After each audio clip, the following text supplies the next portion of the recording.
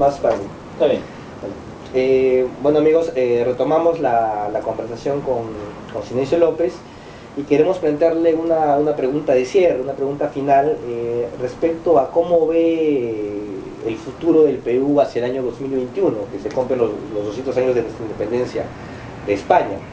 Si lo ve con optimismo, si cree que vamos a ser un país desarrollado, o si lo ve de repente con pesimismo, cree de que las circunstancias actuales y lo que vaya a ocurrir en el corto, mediano plazo más bien vaya a hacer de que al 2021 no lleguemos con objetivos de tener una república bien constituida. ¿Cómo ves el futuro, Sinesio? Teniendo en cuenta la experiencia previa que has tenido, ¿no? Has tenido momentos de esperanzas y momentos de pesimismo seguramente. Pero va a ser una especie de claro oscuro, un país en claro oscuro, ¿no? Mucho va a depender, digamos, de cuánta élite emerja en el país, digamos, ¿no? Un país lo construyen en gran medida sus élites, ¿no es cierto?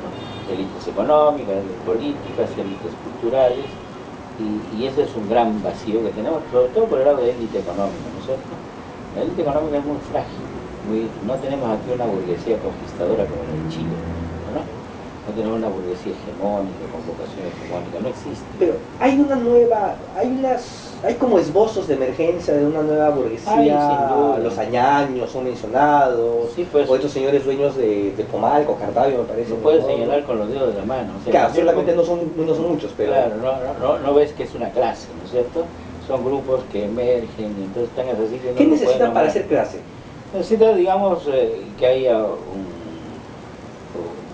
un equipo o un grupo, digamos, que tenga una gran capacidad de reproducción de sus propias condiciones de desarrollo, en fin, ¿no? Y que yo creo que esas élites pueden venir, fíjate, depende, ¿no? En gran medida de la vida económico-social, y también puede venir del Estado, digamos, ¿no? Hay cierto modelo de desarrollo, como el caso de los tigres asiáticos, como el caso de Brasil hoy, ¿no? El caso de la India. ¿Te refieres a la inversión que los estados han tenido, digamos, en capital humano, en educación? Claro, pero me refiero más que todo a la capacidad que puede tener el Estado de formar una élite meritocrática, digamos, ¿no? Que estudió en las mejores universidades, como pasó con los tigres asiáticos y como pasa con Brasil y con la India.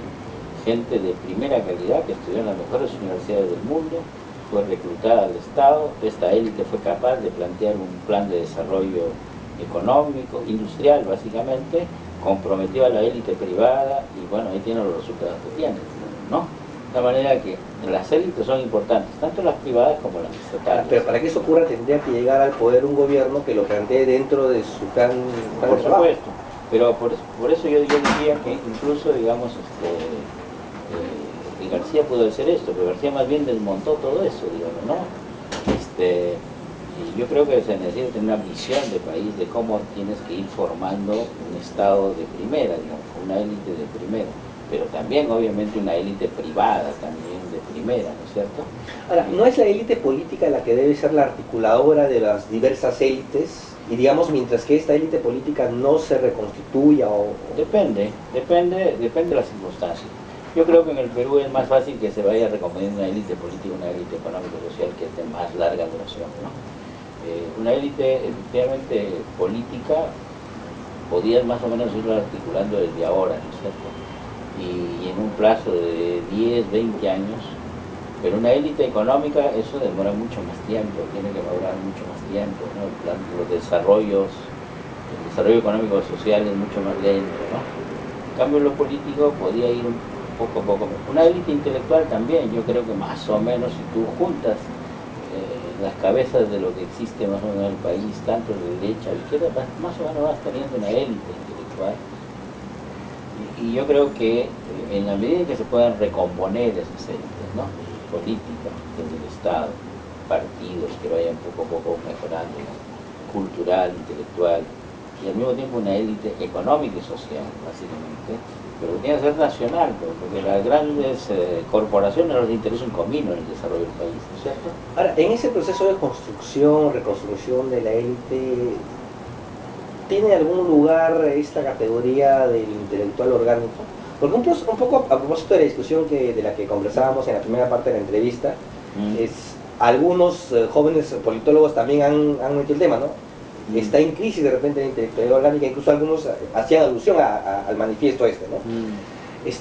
¿Subsiste esa idea del intelectual orgánico? ¿Es válido para ese proceso de construcción de la élite? No, el intelectual orgánico existe cuando tiene un partido, existe un partido, ¿no es cierto? Entonces militan en ese partido, le dan dirección al partido, forman parte de ese partido. Eso no existe más. ¿Qué unidad que sucede eso? ¿No? Y gran parte de intelectuales estuvimos ahí en la Izquierda Unida, pero en la derecha también más o menos había eso, sobre todo en la derecha del comienzo del siglo XX, ¿no? O sea, pero digamos hoy no hay ese tipo de intelectual, digamos, ¿no? Son intelectuales más sueltos, ¿no? Son más que todo corrientes, ¿no? Pero no hay intelectuales organizados en torno a partidos. Pero en el supuesto de que se constituyan partidos y se puede establecer esa condición fundamental para que exista intelectualidad orgánica, ¿qué tan positivo es esto? Porque algunos cuestionan esta idea, ¿no? Que el intelectual, al convertirse en orgánico, pierde, digamos, su carácter intelectual, pierde objetividad, porque de repente va a anteponer los intereses partidarios, políticos, a su rol intelectual. Un poco han entrado. Esa es la idea pues falsa de que solamente la neutralidad es objetiva, digamos, ¿no? Cuando la neutralidad es objetiva termina siendo, digamos, complaciente con la realidad que existe, ¿no es cierto? O sea, la objetividad se confunde con aceptación de la realidad, ¿no es cierto? Entonces, con la falta de tomar partido. Claro, pues tú aceptas la realidad. El intelectual tiene que tomar partido. No, tienes que, digamos, depende, eso es libre de cada intelectual, pero si, digamos, yo como ciudadano responsable me juego por todas las luchas justas que se desarrollan en el país. Ahora, si otro no lo quiere hacer, es libre de hacerlo, pero no me va a decir que porque no se compromete con las batallas de su pueblo, de su país, que es más objetivo, digamos, ¿no? Lo que yo podría decir, más bien, es que es muy complaciente con la realidad que vive, ¿sí? Y no es la objetividad, digamos, se oculta con objetividad una complacencia con la realidad. Yo puedo ser muy objetivo y al mismo tiempo muy crítico, ¿no? Yo no puedo hacer apuestas críticas y al mismo tiempo no sé de qué realidad parto, ¿no? Entonces, un poco en resumen, para ti el 2021 es un punto todavía difícil de... No vamos a ser ya un país construido en 11 años. Yo creo que es muy difícil, estaremos en un proceso, en una apuesta, yo creo, mejor que hoy, pero que todavía es un proceso de construcción complicado. Pero yo diría, sin élites intelectuales, políticas, económicos, sociales, no hay ni desarrollo ni democracia, ¿no? Lo abro, digamos, mirando un poco la historia del Perú y historia del mundo, ¿no?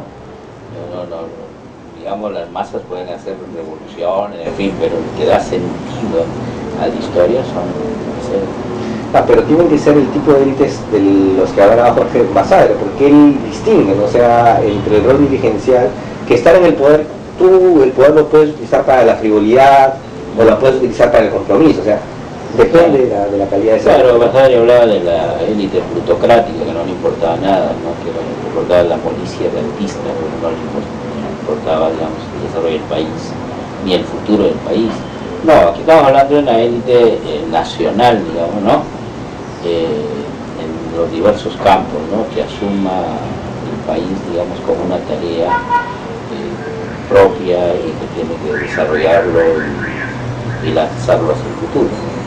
Pues yo creo que esa es a mi juicio, ya vamos terminando la entrevista.